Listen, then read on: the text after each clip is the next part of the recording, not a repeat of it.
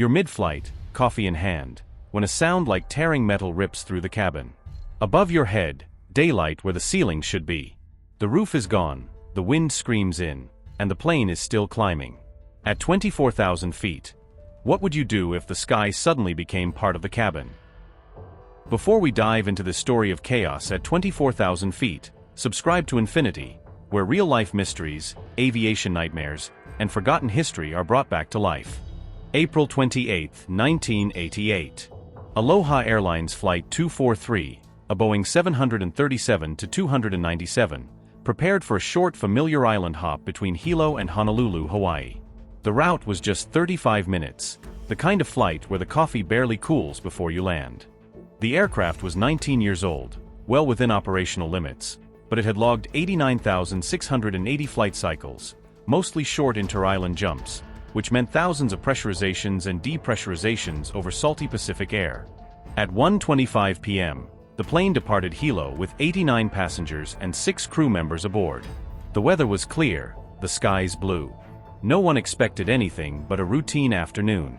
About 20 minutes into the flight, cruising at 24,000 feet, passengers in row 5 heard a loud bang, like a gunshot muffled by wind.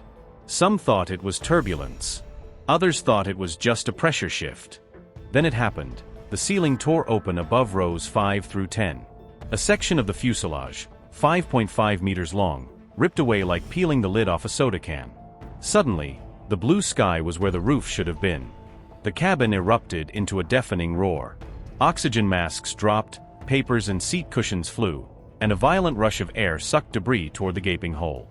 The most tragic moment came instantly. Flight attendant Clarabelle C.B. Lansing, who was standing near the rupture, was blown out of the aircraft, vanishing into the Hawaiian sky. Her body was never recovered. Captain Robert Skornsteimer and First Officer Madeline Tompkins were left with a crippled, howling jet, passengers clinging to their seats, and half the fuselage gone. But the engines still ran. Now the race was not against time, it was against the sky itself. Could they bring the plane down before the rest of it came apart? The sudden decompression was catastrophic. Passengers felt their ears explode with pain, their lungs fighting against the sudden thinness of air. Temperatures dropped instantly. Screams were carried away by the wind. Flight attendants who survived scrambled to reassure passengers, though they had no real instructions for a plane that was literally coming apart. Captain Skornsteimer immediately initiated an emergency descent. He pushed the nose down, dropping from 24,000 feet to below 10,000 in minutes to give everyone a chance to breathe. The cockpit door was gone, the intercom dead, and parts of the control panel were shivering from the airflow. Yet the Boeing's engines, almost defiantly, held steady. First Officer Tompkins declared a mayday to air traffic control, Aloha 243, emergency. We're unpressurized, we're descending, we've lost a section of the roof. From the ground, people later said they could hear the jets roar long before they saw it, an open-top 737, stripped of its crown, racing toward the Maui runway. Inside, passengers clutched each other. One survivor later said, "I could see blue sky above my head, and I could see the ocean below. I just prayed the wings would hold."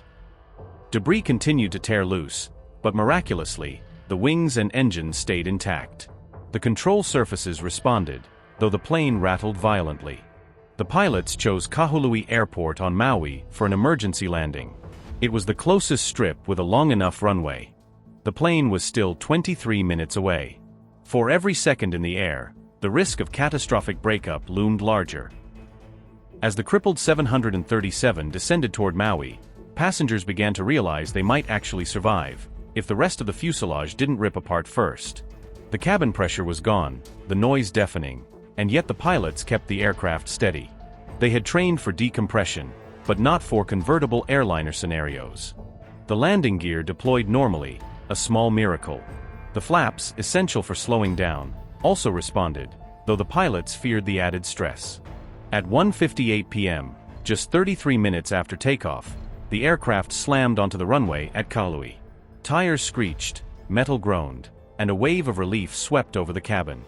Emergency vehicles raced alongside as passengers stumbled out through emergency chutes, some barefoot, many crying, all in shock. Miraculously, of the 95 people on board, only one was lost, Clarabelle Lansing. 65 others were injured, some seriously, but no one else died. The Boeing came to rest with its upper fuselage peeled like a tin can, but its wings intact, a testimony to the design, and to sheer luck. The crew was hailed as heroes. Captain Skornsheimer and First Officer Tompkins kept their composure in a situation that no manual truly covered.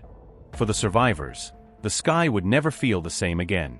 Many later said they avoided flying for years. Some never flew again. But the real question was, how could a commercial jet simply tear open mid-air without warning? The National Transportation Safety Board, NTSB, launched an immediate investigation. The answer they found was not sabotage. It was something far more chilling: metal fatigue. The aircraft had performed nearly 90,000 short flights, each one a cycle of pressurization and depressurization that gradually weakened the fuselage. Microscopic cracks had formed under the paint and skin of the aluminum alloy. The salty, humid Hawaiian air accelerated corrosion. On that fateful day, one of those cracks joined another, then another, until the roof simply failed. Investigators called it multi-site fatigue damage, a rare but devastating phenomenon in aging aircraft, especially those with high-frequency routes. As a result, the FAA introduced stricter inspection protocols, non-destructive testing methods, and new limits on aircraft flight cycles. Airlines worldwide began checking for lap joint weaknesses, the very seams that had failed on Aloha 243. Boeing redesigned inspection standards, and the aviation industry learned a lesson written in torn metal and jet stream screams: you can't see fatigue until it's too late, unless you look for it. Today, the story of Aloha Airlines Flight 243 is taught in aviation safety courses as a turning point, one that saved countless lives afterward. If you found this story as gripping as the passengers found their seatbelts that day, subscribe to Infinity, like this video, and share it, because every forgotten disaster carries a lesson worth remembering. And never let history's warnings fly past you again.